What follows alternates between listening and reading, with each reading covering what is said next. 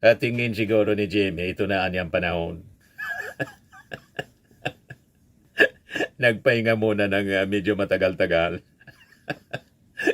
Ito anya hinog na. Huwag tayong pauuto sa kanila po. Pero alam naman yan ng ating Pangulong Bongbong Marcos. May isa niya. Well-experienced ang mga Marcoses, mga kababayan. Kahit pa kumampi sa kanila yung traidor na kapatid, backfire lahat kay Amy. Malamang ang mga Duterte, hindi din nila magtiwala. Kaya nga po, may lumilitaw ng balita ngayon na sabi si Amy Marcos, kung nag-ambisyon si Amy na makatandim si Sara, President, Vice President siya, malamang malabo. Ang pinofloat ngayon po si Marcoleta bilang Vice President.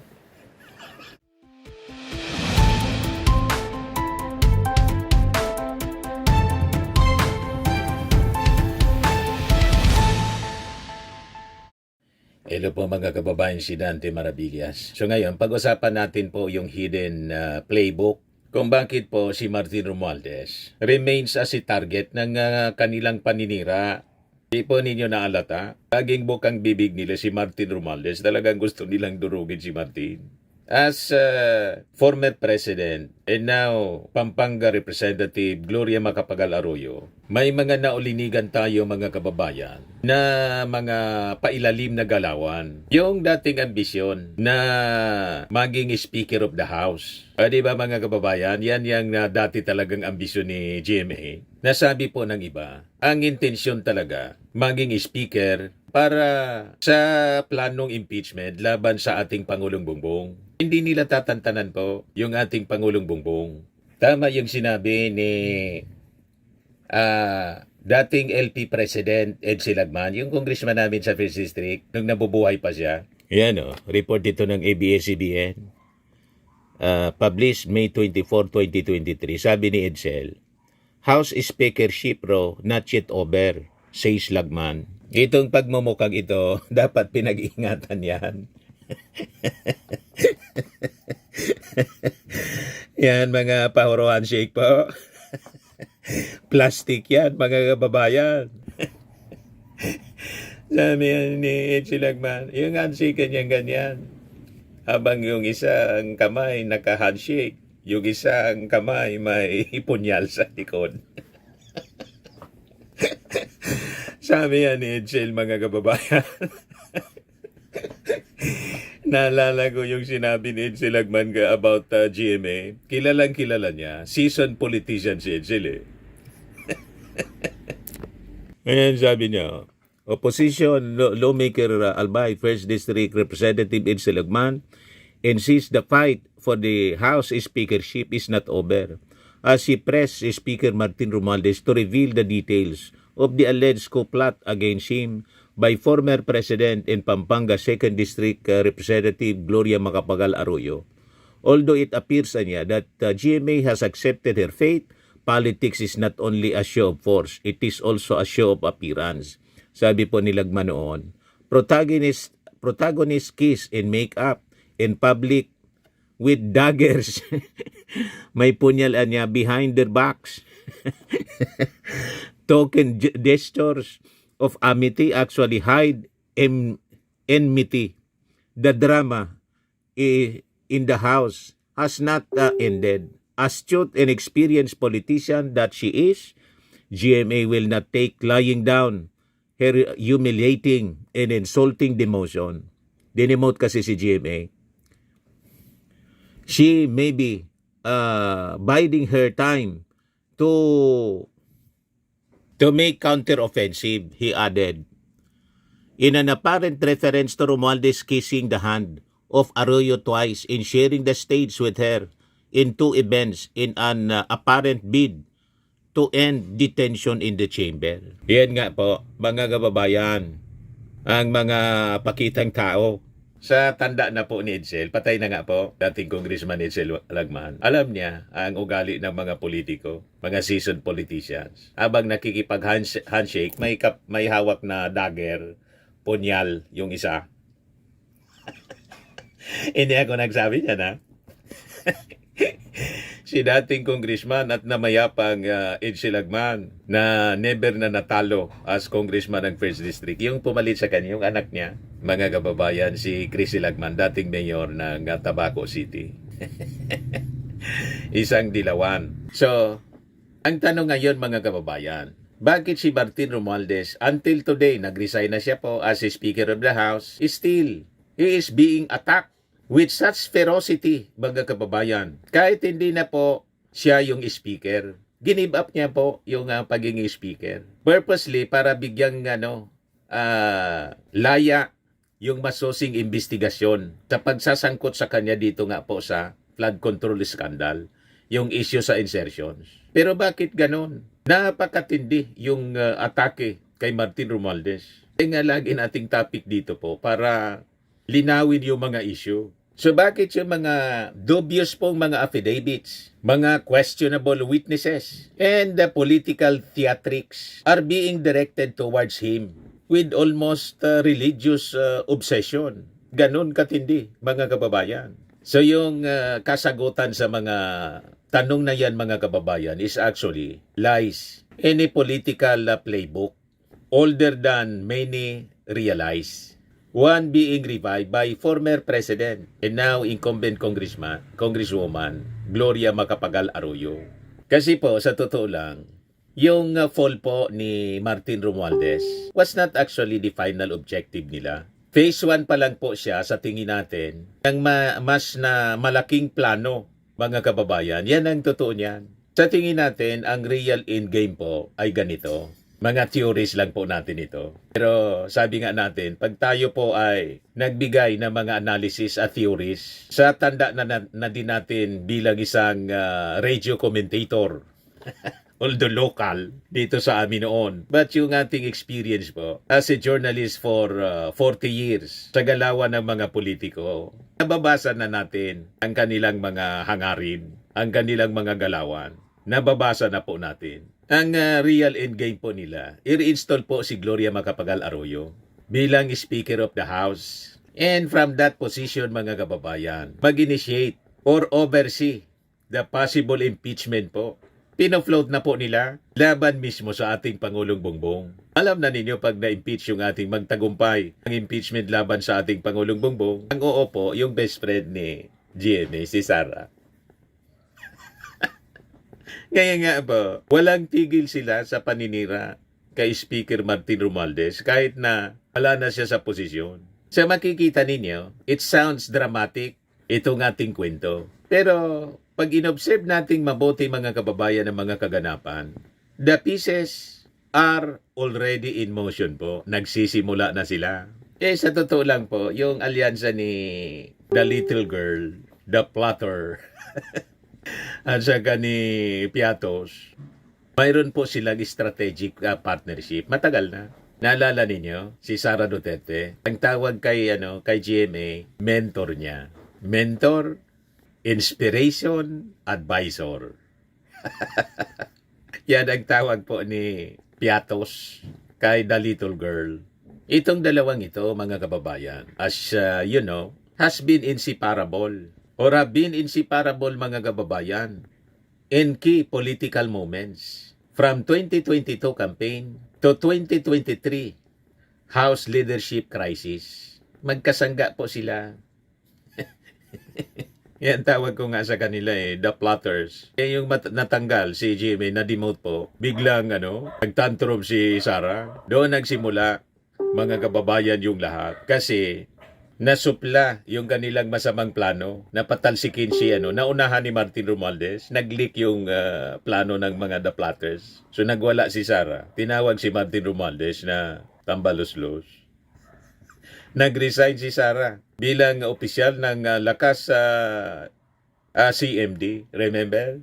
Ganon, affected masyado si Sara Duterte nang i-demote si GMA bilang senior deputy speaker. Di ba po, mga kababayan? Kasi po, sa totoo lang, sa isip po ni Gloria Macapagal Arroyo, sa tingin natin, itong si Sara Duterte, perfect vessel niya na magagamit.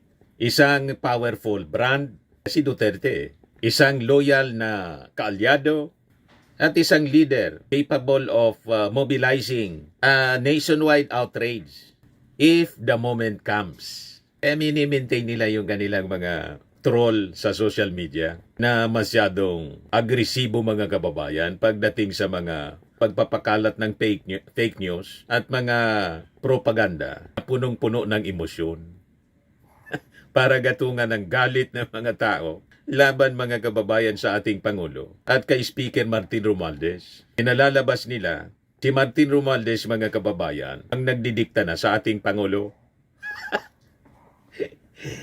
at si Lisa Marcos. Kasi si Bongbong Marcos kuting para sa kanila, weak leader. Ang totoong nagdidikta si Martin Romualdez at si Lisa Marcos. Di ba yung ganyan ang kanilang narrative? Ngayon, sa banda naman po, on the part of Piatos ni Sara, si the little girl, Gloria Macapagal Arroyo, tingin niya, perfect architect ito. Because of the, malawak na experience. Dati siyang, presidente, na naging presidente dahil sa pang-aagaw ng panguluhan. Inagaw kay, may experience na kay Erap Estrada. So sa tingin siguro ni Sara, itong si GMA, isa siyang tactician who knows how to topple a sitting president. At nangyari nga po, si Erap Estrada, to make over si GMA bilang presidente kasi vice president siya noon. Nagawa na niya eh. So, tingin nila, pwede nilang ulitin mga kababayan. Kaya bantay kayo dito kay, the little girl. Gumagalaw siya ng tahimik, mga kababayan. At nakikipagplastikan sa ating Pangulo. Pumunta yung ating Pangulo sa Pampanga. Nandun si GMA. Hindi nagpapalata. Na siya ay nandun sa sa kampo ng kaaway. Ganon. Pero noon pa siya basa ni Ed Silagman. Ano sabi ni Ed Silagman? Mga kababayan nung nabubuhay pa. Yan ang description niya. Protagonist kiss and make up in public with daggers behind their backs. Yan na niya. Token gestures of amity actually hide enmity. The drama in the house has not ended. Astute and experienced politician that she is, GMA will not take lying down her humiliating and insulting demotion. She may be biding her time to make a counter-offensive. At tingin siguro ni GMA, ito na anyang panahon. Nagpahinga muna ng medyo matagal-tagal. Ito niya hinug na. Huwag tayong pauuto sa kanila po. Pero alam naman yan ng ating Pangulong Bongbong Marcos. Maisan niya. Well-experienced ang mga Marcoses, mga kababayan. Kahit pa kumampi sa kanila yung traidor na kapatid, backfire lahat kay Amy. Malamang ang mga Duterte, hindi din nila magtiwala. Kaya nga po, may lumilitaw ng balita ngayon na sabi si Amy Marcos, kung nag-ambisyon si Amy na makatandim si Sara, President, Vice President siya, malamang malabo. Ang pinofloat ngayon po si Marcoleta bilang Vice President. Pag-usapan natin yon sa susunod na video natin. Si Marcoleta being floated na good material daw. Strong material for Vice President ni Sara. Tapos, iyak si Amy Marcos, mga kababayan. Yung mga Marcos loyalismo, tinira niya, ni Amy Marcos yung sarili niya. Isinumpa na siya ng mga Marcos loyalist. Yung mga Duterte, duda sa kanya. Kasi, hinudas niya yung sarili niyang kapatid, sila pa. Kaya siguro nakita ng kampo ng Duterte, pinofloat na ngayon si Marcoleta bilang katandim ni Sara. Hindi si Amy. Sa mga dilawan po, hindi man siya pwede. wala na siyang mass base, mga kababayan. Kasi ang sumuport sa kanya sa lahat na panahon na pagtakbo niya sa politika, Marcos loyalist. Di ba? Dinurog ni Amy Marcos yung kanyang political base. Suicide yung ginawa. Political suicide.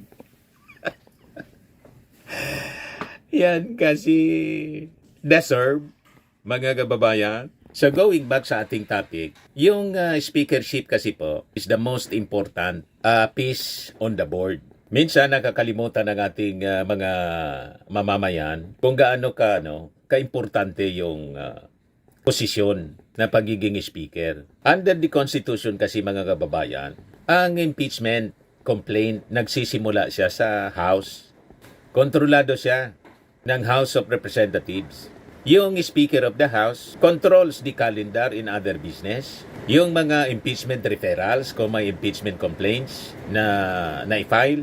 Yung pace and direction ng investigation. Saka yung pressure points used to isolate or protect a sitting president. Kaya sabi ko ba sa inyo mga kababayan, si Martin Romualdez, siya yung totoong knight in shining armor ng ating Pangulong Bongbong. Kaya pilit siyang sinisiraan para mawala yung proteksyon sa ating Pangulo. Sa sino mang nag-intensyon na ipa-impeach siya, mga kababayan, at ngayon pinofloat na nila, may magpa-file down ng impeachment complaint laban sa ating Pangulo. So if you control the speakership, you control the political fate of the president. Kaya yun ang intensyon niya nila mga kababayan. Tahimik silang gumagalaw ngayon. Alam na alam ito ni Gloria Macapagal Arroyo. Remember, noong 2000 and 2001, she orchestrated the sequence that led to Erap Estrada's downfall po. From the vantage point of the House. Back then, mga kababayan, kontrolado niya ang maraming mga congressmen para masiguro ang progress ng impeachment complaint, and erupted exactly as she needed, and the rest is history, mga kababayan. Umupo si GMA bilang presidente kasi vice presidente siya noon. Gustong ulitin ngayon, mga kababayan, ang sitting vice president si Sara. Di ba, mga kababayan? Para ulitin ang history. Remember, nang umupo si GMA, pumandidato siya for president. Kaya naging 9 years siya. Massive yung nadayaan. Comes di Hilo Garci. Sabi nga po, kung walang nangyaring massive na cheating, ang dapat na nanalong presidente si FPJ, mga kababayan. Ganon ang playbook nila, mga kababayan. Ganon kalalim ang kanilang laro. Pero alam natin ang kanilang galawan. At malamang sa malamang, alam ng ating Pangulong Bongbong siyempre.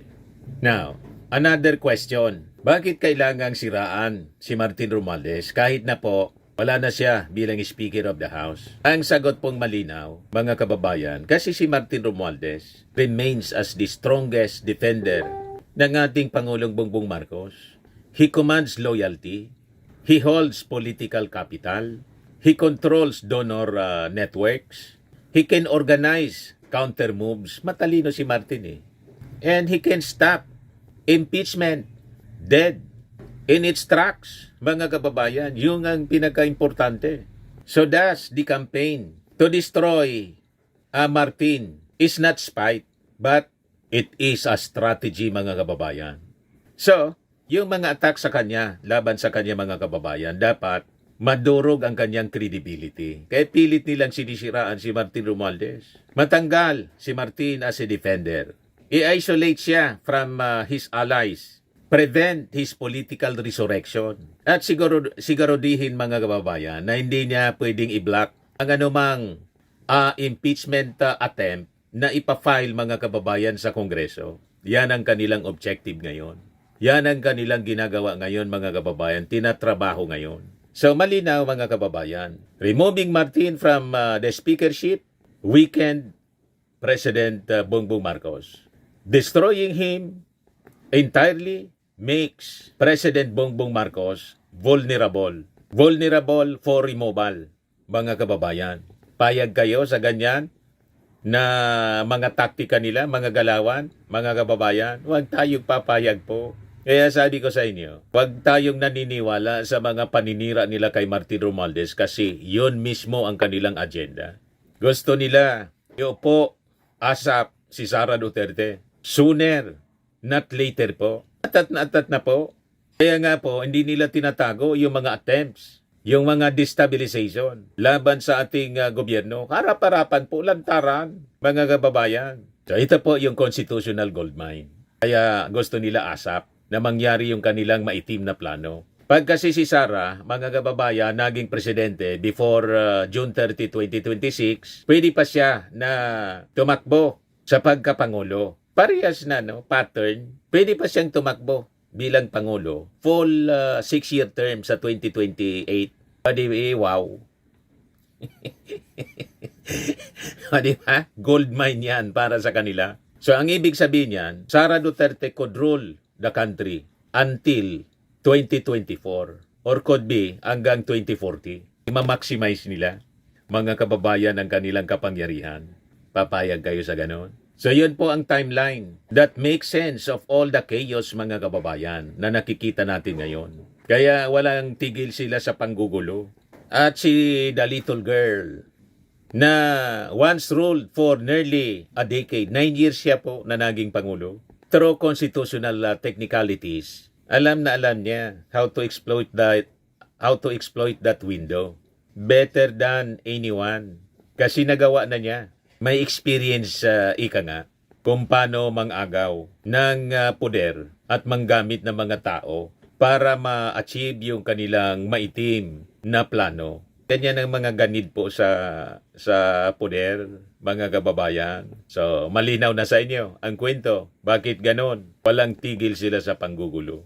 Kaya ang ginagawa nila, they destabilize the House, destroy Romualdez, capture the speakership, build momentum for impeachment, create nationwide crisis, elevate Sara as the clean alternative kuno. Maniwala kayo sa ganyan po? Clean alternative si Pusit. Trigger succession. Then, siyempre, allow Sara to run again. Di ba? Mga kababayan, ayos na ayos ang playbook nila ng plano to grab power from the president na ibinoto po ng napakarami by landslide. 31 million plus ang bumoto sa ating Pangulo. 32 million kay Sara Duterte. Ang 31 million dyan, mga Marcos supporters. Yan ang katotohanan dyan, mga kababayan. Ngayon, tingnan natin yung mga players na gumagalaw according to the script. O, tingnan na ninyo ang mga nasa likod ng mga ingay. Si Mike Defensor, long time Arroyo loyalist, now serving as the public battering ram, spreading unverified stories to create chaos. Yung abogado ni Saldico, si Roy Orindain, Rondain pala, dating abogado pala to ni Arroyo family lawyer, now lawyer ni Saldico, the central whistleblower in the destabilization matrix. Si Sara Duterte, nakikita po ninyo, yung mga laro niya is just calculating, mga kababayan. At inayaan niya yung mga proxies na gumawa ng dirty works. So this is not random. This is coordination. So ngayon, bakit nila kailangang makapture yung speakership? Kasi yung impeachment, tulad ng sinabi natin, doon nagsisimula. So pag nakuha, mga kababayan ni Gloria, ang speakership, dalawang bagay ang mangyayari instantly. One, the House majority realigns overnight, as always does. Pangalawa, impeachment becomes a live possibility, whether through allies filing a complaint or through people's clamor engineered via public unrest. Gloria won't need to be loud.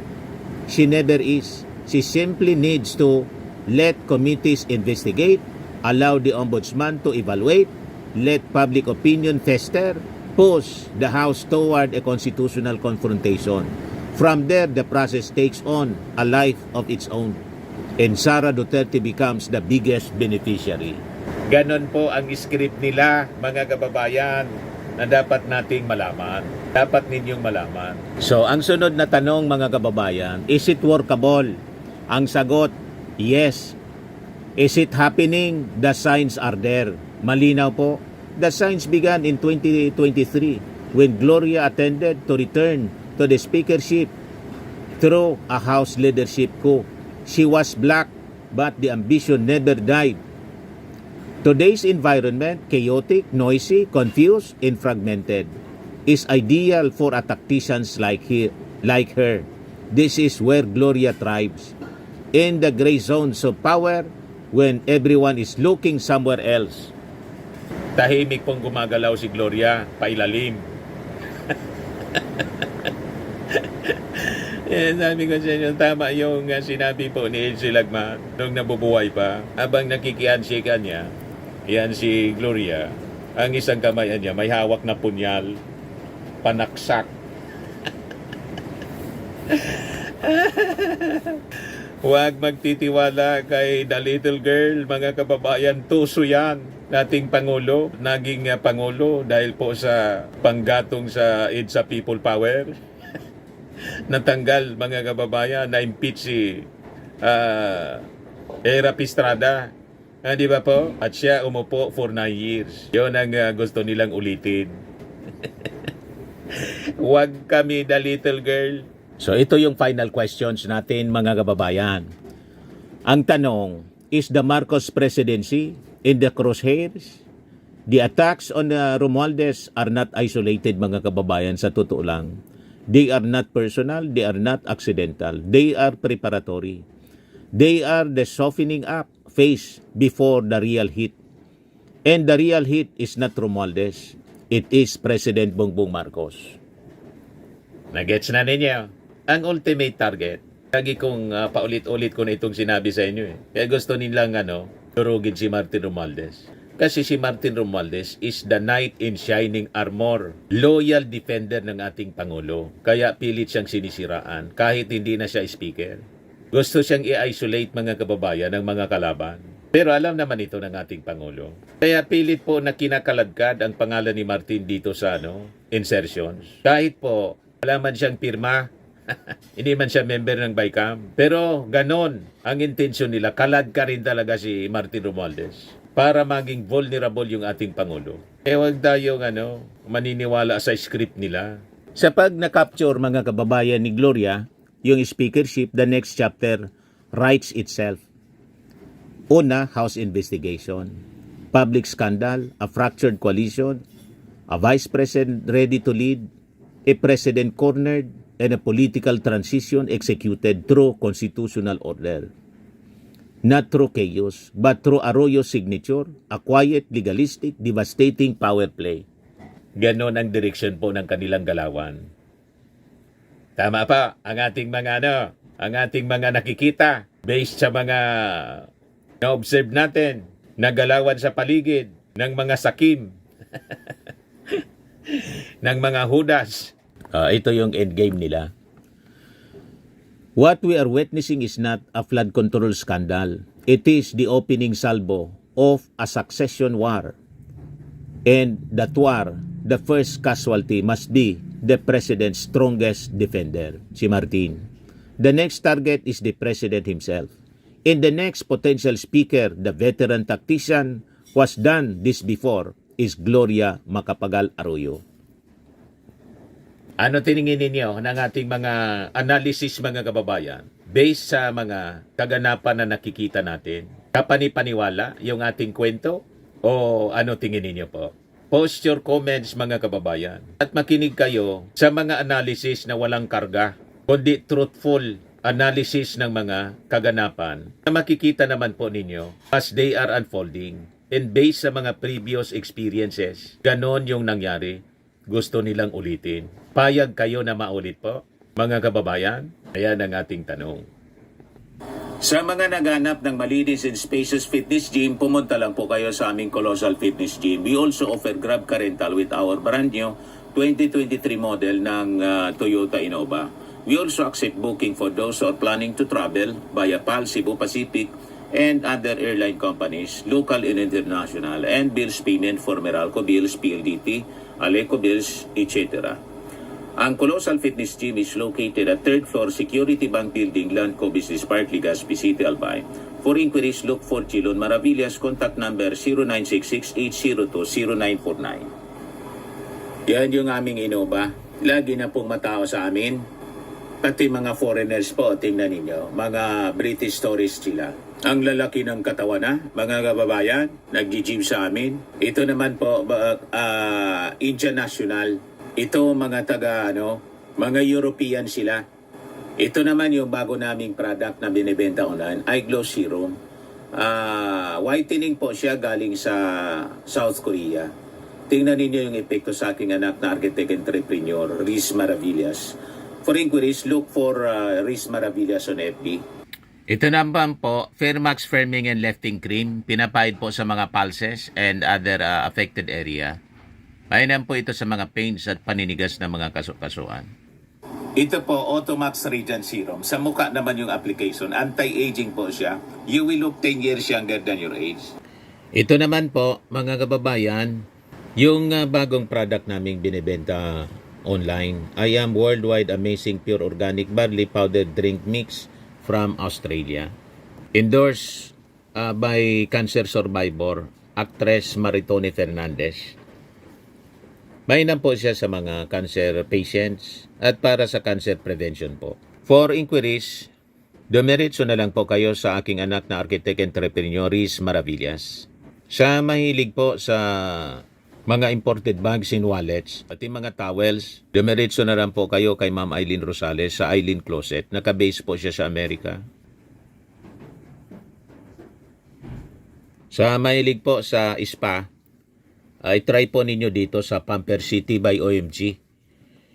Your luxury escape. Matatagpuan po sa Isianas City, Parañaque City, Metro Manila. Yan, may 50% siya. 50% off Pamper City Glowing Face Services.